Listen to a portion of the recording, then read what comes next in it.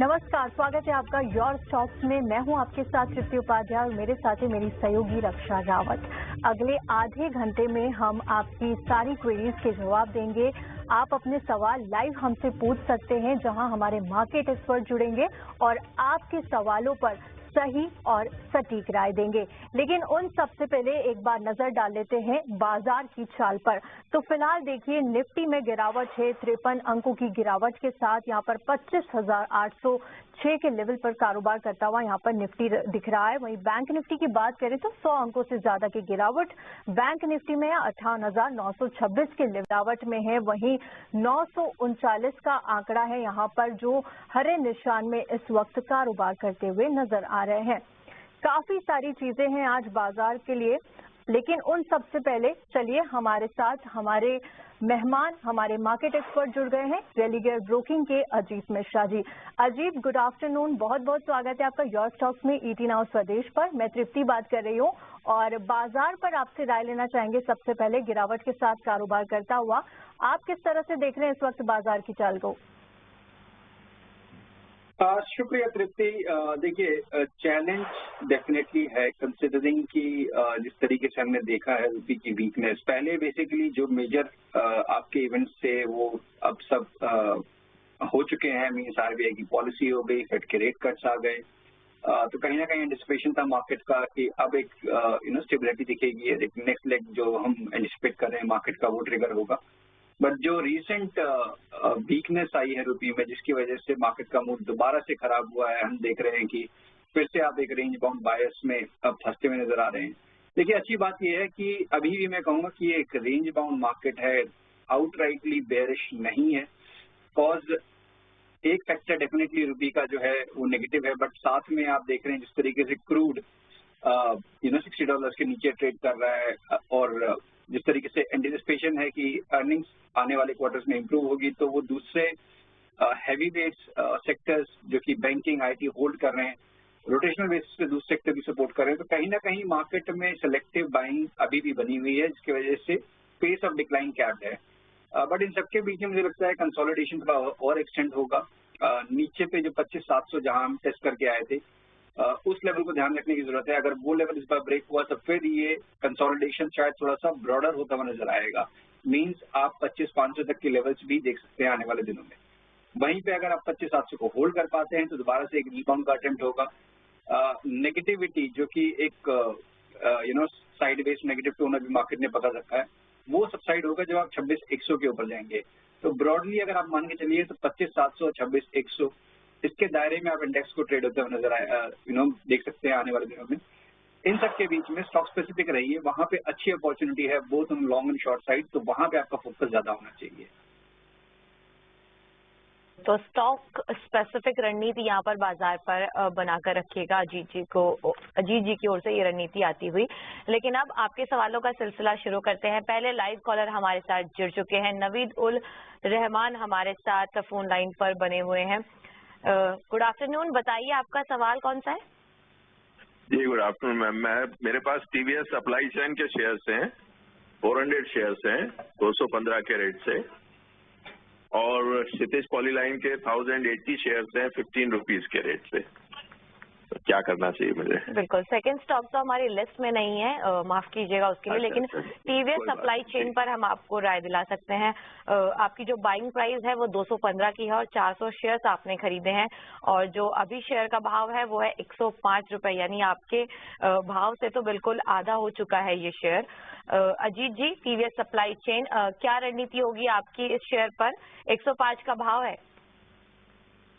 बिल्कुल। अच्छा, देखिए यहाँ पे आउटराइटली चैलेंजिंग है कुछ भी करना, कंसिडरिंग कि इनके बाइंग प्राइस से ऑलमोस्ट 50% आप करेक्ट कर चुके हैं। स्टॉक अपने 52 वीक लो पर है।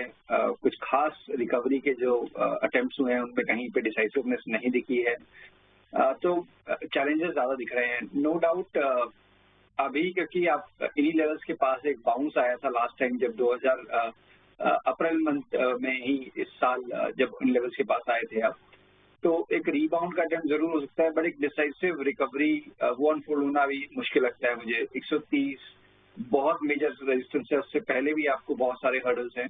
तो मेरे हिसाब से एक बार को उनको कंसिडर करना चाहिए कि यहाँ पे आप लॉस बुक करके जो सेक्टर पार्टिसिपेट कर रहे हैं मार्केट के तेजी में या फिर स्ट्रेंथ रिलेटिवली ज्यादा है, यहाँ पे प्राइवेट बैंक है, ऑटो है, फार्मा है, सेलेक्ट मेटल काउंटर्स है, वहां पे आप फोकस कर सकते हैं। आप अपना लॉस बुक कर सकते हैं टीवीएस सप्लाई चेन पर। आपको लेवल्स बता दिए हैं अजीत जी ने। चलिए अगले कॉलर की ओर बढ़ते हैं, लेकिन उससे पहले आपको एक बार सवाल पूछने का तरीका भी बता देते हैं। देखिए लगातार हमारी स्क्रीन पर एक नंबर फ्लैश हो रहा है, वहां आप कॉल कर सकते हैं, व्हाट्सएप कर सकते हैं। इसके साथ ही हमारे सोशल मीडिया अकाउंट्स के भी डिटेल्स लगातार हमारी स्क्रीन पर फ्लैश हो रही है। फेसबुक के जरिए, इंस्टाग्राम और ट्विटर पर भी आप अपनी क्वेरीज हमें भेज सकते हैं। हमारे मार्केट एक्सपर्ट उस क्वेरीज को लेंगे और सही और सटीक सलाह आपको देंगे। चलिए ये तो हो गया सवाल पूछने का तरीका, लेकिन अब अगले लाइव कॉलर को जोड़ लेते हैं। पंकज कुमार इस वक्त हमारे साथ जुड़ गए हैं। हाय पंकज, गुड आफ्टरनून। कहाँ से बात कर रहे हैं आप और क्या सवाल है आपका? नमस्कार मैम, मैं दिल्ली से बात कर रहा हूँ जी। मेरे पास 2 शेयर हैं जिनकी क्वेरी है। पहला है गार्डन रीच, मैंने 2070 में खरीदा था, 150 क्वांटिटी है। अब आगे क्या करूं? मैंने काफी 1 ईयर बैक खरीदा था, अब मार्केट में बहुत डाउन हो गया है, तो मुझे 1 ईयर का व्यू चाहिए। ठीक है। और AWL है 246 में 100 क्वांटिटी है।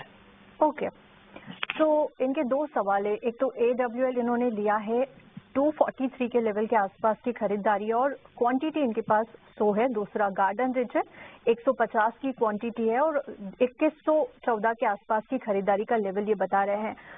अजीत जी, आज भी AW एग्री में करीब 1% से ज्यादा की गिरावट यहाँ पर नजर आ रही है और पिछले 6 महीने के निचले स्तर पर कारोबार करता हुआ ये दिख रहा है।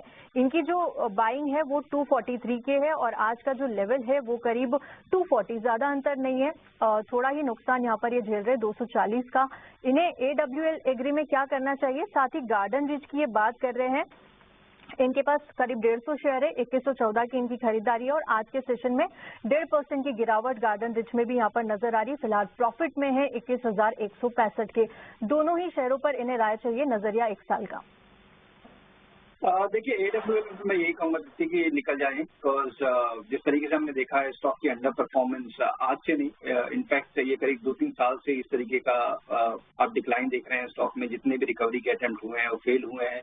स्टॉक अपने 52 वीक्स लो के पास है, तो कोई भी इंडिकेशन नहीं है। अच्छी बात यह है कि उन्होंने अभी हाल फिलहाल में शायद इसमें इन्वेस्ट किया है, तो ज्यादा बड़ा नुकसान नहीं है।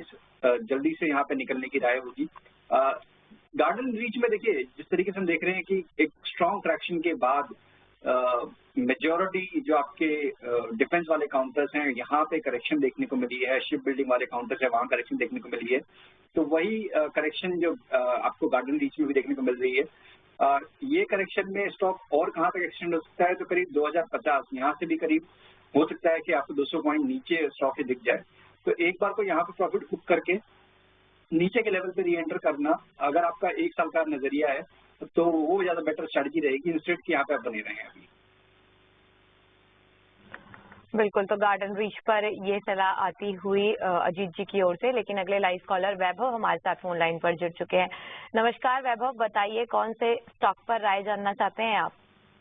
अच्छा मैम, मैं आगरा से हूँ। मैम मैंने उत्कर्ष बैंक के 2000 शेयर और यस बैंक के 2000 शेयर परचेज कर रखे हैं। मैं जान सकता हूँ फ्यूचर इनका क्या है आगे, अगर मैं 10-5 साल होल्ड करके रखूँ तो? बिल्कुल, उत्कर्ष बैंक आपने 2000 शेयर खरीदे हैं 15 के भाव पर और यस बैंक की बात करें तो यहाँ पर 30 रुपए के भाव पर आपने 2000 शेयर्स लिए हैं। उत्कर्ष बैंक में भी आपको हल्का नुकसान होता हुआ और अगर यस बैंक के चार्ट की बात की जाए तो यहाँ पर यस बैंक का जो प्राइस है वो 21 रुपए पर है, यानी आपकी बाइंग प्राइस से नीचे दोनों ही शेयर। अजीत जी, दोनों ही बैंकिंग शेयर है और 21 रुपए पर यस बैंक का शेयर काम कर रहा है और 23 पर इनकी खरीदारी है। क्या किया जाए? और इसी के साथ साथ उत्कर्ष बैंक भी है जिसके 2000 शेयर 15 रुपए के भाव पर इन्होंने खरीदे हैं। दोनों ही शेयर हालांकि नुकसान में है, तो क्या करें इस पर?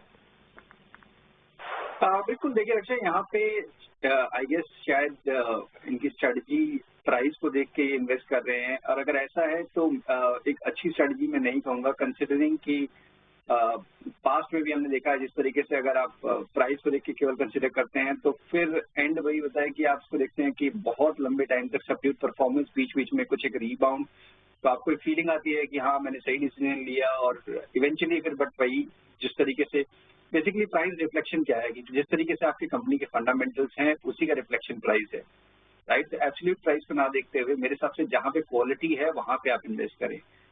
उत्कर्ष बैंक अभी आपने हाल फिलहाल में लिया है, मेरे हिसाब से यहाँ पे आपको निकल जाना चाहिए। सिंपल रीजन है, जबकि आप देख रहे हैं कि HDFC, कोटक, ICICI ये सब अपने रिकॉर्ड हाइज के पास हैं और ये आपका स्टॉक 52 वीक्स लोग के पास ट्रेड कर रहा है। कुछ चैलेंजेस होंगे कंपनी में, जब तक कि वो सारी चीजें सबसाइड नहीं होती, जब तक प्राइस में वो रिफ्लेक्ट नहीं करता, मेरे हिसाब से इसमें जल्दीबाजी नहीं करनी चाहिए टू इन्वेस्ट। यस बैंक में सिचुएशन कंपैरेटिवली बेटर है, नए इन्वेस्टर्स आ गए हैं उसमें, प्राइस में बीच बीच में आपने देखा है कि एक इंटरेस्ट आते हुए नजर आता है, बट उसमें हो सकता है कि वो सारी चीजें अनफोल्ड होने में टाइम लगे, करीब 1.5 से 2 साल, शायद उससे भी ज्यादा। तो उसमें आप बने रह सकते हैं अगर आपका नजरिया 2 साल से ऊपर का है। उत्कर्ष में निकल के आप किसी भी बड़े प्राइवेट बैंक में इन्वेस्टमेंट के बारे में सोच सकते हैं। यस बैंक पर अगला अगर 2 साल का नजरिया है तो स्टॉक होल्ड करने की राय, और उत्कर्ष स्मॉल फाइनेंस बैंक पर काफी नेगेटिव यहाँ पर नजरिया है और यहाँ से एग्जिट करने की सलाह अजीत जी की ओर से आती हुई। लेकिन यहाँ पर वेलकम बैक, यूर स्टॉक्स देख रहे हैं आप और हमारे साथ हमारे मार्केट एक्सपर्ट अजीत मिश्रा भी बने हुए। चलिए अगले कॉलर को अब शामिल करते हैं।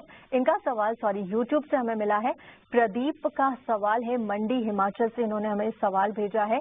BEL के 100 शेयर है इनके पास 393 के भाव पर। BEL में देखिए आज हल्की सी यहाँ पर दबाव दिख रहा है। कल के सेशन में भी हमने देखा था डिफेंस शेयरों पर थोड़ा सा दबाव कल भी दिख रहा था, और करीब 1 महीने की बात करें तो 1 महीने के निचले स्तर पर कारोबार करता हुआ भारत इलेक्ट्रॉनिक्स। अजीत जी क्या राय होगी? इन्होंने नजरिया तो नहीं दिया है, लेकिन आप शॉर्ट टर्म और लॉन्ग टर्म दोनों पर राय रखिएगा। बिल्कुल, क्योंकि देखिए यहाँ पे अगर आप लॉन्ग टर्म की बात करते हैं तो definitely one of the best performing names with in the defence basket, और काफी स्ट्रॉन्ग परफॉर्मेंस के बाद एक करेक्टिव फेज जो हम देख रहे हैं स्टॉक में पिछले करीब 1-1.5 महीने से अपने रिकॉर्ड हाई से करेक्ट किया है। हो सकता है कि ये करेक्शन थोड़ी सी और डीपन होगा। शॉर्टर ड्यूरेशन की बात करूं तो मैं 370 तक के लेवल्स करीब 15-20 रुपए और शायद थोड़ा सा और उससे ज्यादा आपको एक करेक्टिव टून देखने को मिल जाए। तो शॉर्टर ड्यूरेशन डेफिनेटली आपके पास लॉन्ग पोजीशंस नहीं होनी चाहिए। मींस यहाँ पे करीब अभी भी 7-8% का डिक्लाइन हो सकता है करंट लेवल्स पे, बट लंबी अवधि के लिए अगर आपने इन्वेस्ट कर रखा है तो डेफिनेटली बने रह सकते हैं, बिकॉज इस तरीके के करेक्टिव फेज आना नॉर्मल है। जब आप एक बहुत स्ट्रॉन्ग परफॉर्मेंस देते हैं तो हो सकता है कि 6-8 महीने आपको कुछ मेजर प्राइस एक्शन शायद देखने को ना मिले, बट इवेंचुअली जिस तरीके से ऑर्डर बुक है अब मेन एग्जीक्यूशन पे डिपेंड करता है और वो रिफ्लेक्ट करेगा फिर प्राइस में। तो शॉर्ट टर्म के लिए अभी अवॉइड, लॉन्ग टर्म है बने रह सकते हैं। BEL पर शॉर्ट टर्म नजरिया जो है वो अवॉइड का है, लेकिन लॉन्ग टर्म के लिए यहाँ पर बने रह सकते हैं। अजीत जी की ओर से ये व्यू आता हुआ। अगला सवाल भी यूट्यूब से ही है। गिरीश ने सवाल पूछा है, सिप्ला का शेयर है इनके पास और इनके पास 100 शेयर्स हैं। 1604 की इनकी बाइंग प्राइस है और 1494 के आसपास कारोबार करता हुआ, और इनके नुकसान होता हुआ यहाँ पर करीब 11,000 रुपए का। 52 वीक लो के आसपास कारोबार कर रहा है यहाँ पर सिप्ला। अजीत जी कैसे देख रहे हैं आप इस शेयर को? 52 वीक के आसपास यहाँ पर कारोबार करता हुआ और 1 साल में इतना अच्छा खासा चला भी नहीं है ये शेयर, क्या किया जाए इस पे?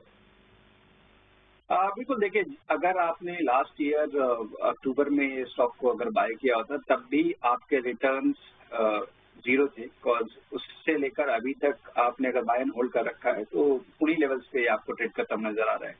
तो इस तरीके से आप देखेंगे तो आपको डेफिनेटली लगेगा कि नुकसान हुआ, but at the same time अगर मैं देखूं कि फार्मा एज अ बास्केट बहुत सारे स्टॉक है जहाँ पे बहुत ज्यादा वोलेटिलिटी हुई है ऊपर नीचे दोनों साइड पे, तो उसके कंपैरिजन में थोड़ा सा संभलता हुआ थोड़ा सा स्टेबल स्ट्रक्चर मुझे यहाँ नजर आता है।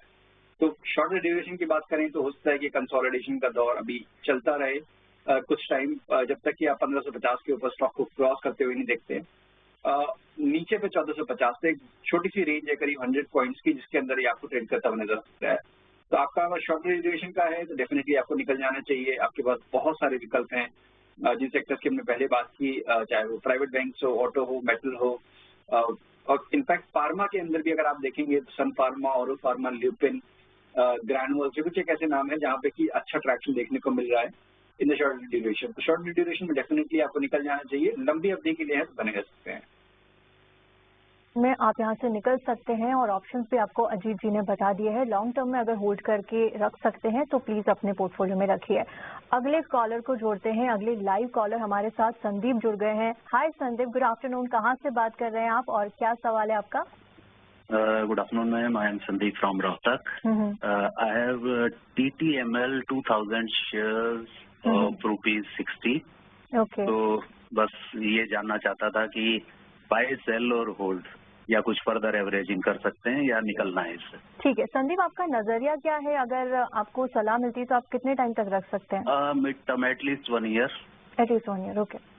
अजीत जी, संदीप के पास टाटा टेलीकम्युनिकेशन के शेयर्स है, 2000 की क्वांटिटी है और 60 की खरीद भाव है। फिलहाल इन्हें थोड़ा सा नुकसान हो रहा है क्योंकि इन्होंने 60 पर खरीदा था और देखिए आज 50 के लेवल पर कारोबार कर रहा है। करीब 2.5% की गिरावट यहाँ पर देखने को मिल रही है और पिछले 1 साल में करीब 38% तक ये गिर चुका है। 1 साल का नजरिया ये रखते हैं, क्या करना चाहिए इन्हें? बाय करके और एडिशनल कर ले, होल्ड करके रखे या फिर बेचकर निकल जाए यहाँ से? बिल्कुल, जैसे देखिए 2022 वहाँ पे जो हाई बने थे करीब 290 के, उसके बाद से जो एक करेक्टिव ट्रेंड इसने पकड़ा वो अभी तक उससे बाहर नहीं आ पा रहा है। बीच बीच में जरूर रिकवरी रिबाउंड हुए थे बट वो सस्टेन नहीं हो पाए। स्टॉक मतलब आप समझिए कि 290 से आप 50 रुपए के पास ट्रेड कर रहे हैं। इन्होंने अच्छी चीज ये है कि अभी हाल फिलहाल में ही बाय किया, 60 के पास बाय किया, 50 चल रहा है अभी। मेरी राय में कोई भी रिबाउंड मिलता है 55-58 के बीच में, वहां पे आपको एग्जिट के बारे में सोचना चाहिए। साथ ही साथ एक स्टॉप लॉस जरूर मेंटेन करिए, बिकॉज अगर ये 45 के नीचे जाता है तो सिचुएशन और खराब हो सकती है। स्टॉक आपको करीब 30-32 के लेवल भी दिखा सकता है, तो निकलना ही है। बट अभी के लिए एक रिबाउंड का वेट कर सकते हैं 45 के स्टॉप लॉस के साथ। यहाँ पर 45 का स्टॉप लॉस लगाने की सलाह यहाँ पर अजीत जी की ओर से आती हुई। अगले लाइव कॉलर संदीप हमारे साथ फोन लाइन पर अगले लाइव कॉलर मनोज हमारे साथ फोन लाइन पर जुड़ चुके हैं। गुड आफ्टरनून मनोज, बताइए कौन सा सवाल है आपका?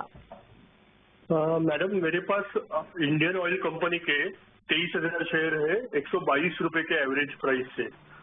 3 साल से मैं होल्ड कर रहा हूँ। बिल्कुल, तो काफी अच्छा स्टॉक और काफी अच्छी रैली में आपने पार्टिसिपेट किया है। 6 महीने में 18% से ज्यादा के रिटर्न दे चुका है। बिल्कुल, हालांकि यहाँ पर 1 महीने के चार्ट को देखा जाए तो थोड़ा बहुत दबाव देखा जा रहा है। 5 दिन में 3.5% चल चुका है IOCL। अजीत जी बताइए क्या राय होगी आपकी? इनकी बाइंग प्राइस काफी अट्रैक्टिव है, 122 के लेवल पर खरीदा है और आज का लेवल देखे तो 168 पर कारोबार कर रहा है। 23,000 शेयर्स हैं इनके पास।